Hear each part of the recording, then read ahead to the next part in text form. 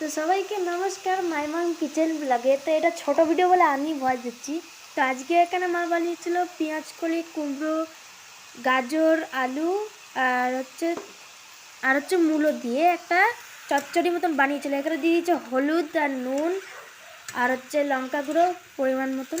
এই চচ্চড়িটা গ্যাসটা লো করেই করতে হবে, না হলে নিচে লেগে যাবে। ফোড়নে মা দিয়েছিল সর্ষের তেল আর হচ্ছে সাদা জিরে, আর দিয়েছিল শুকনো লঙ্কা। তো এবারে মা এখানে ভালো করে মশলাটা দিয়ে নাড়িয়ে নিচ্ছে।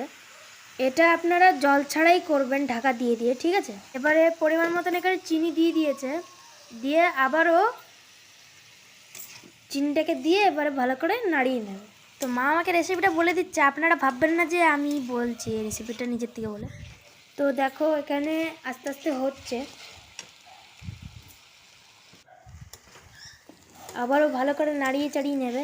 এবারে ঢাকা দিয়ে এটাকে ভালো করে এবারে এটাকে ভাজা করবে। এটা ভাজাতে না চচ্চড়ি, জল ছাড়া, ঠিক আছে। এবারে এখানে হয়ে গেছে, এবারে এখানে তুলে নিয়েছে। তো আপনারাও এই রেসিপিটা করে খেতে পারেন।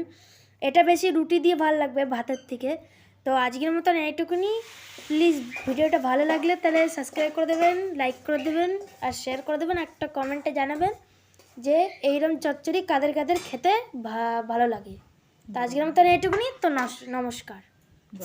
তো এবারে শীত এসে গেছে, তো এবারে এটা গরম গরম রুটি দিয়ে ভালোই খেতে লাগবে। তো আপনারাও এটা খেতে পারেন। তো আজকের মতন এইটুকুনি। তো নমস্কার।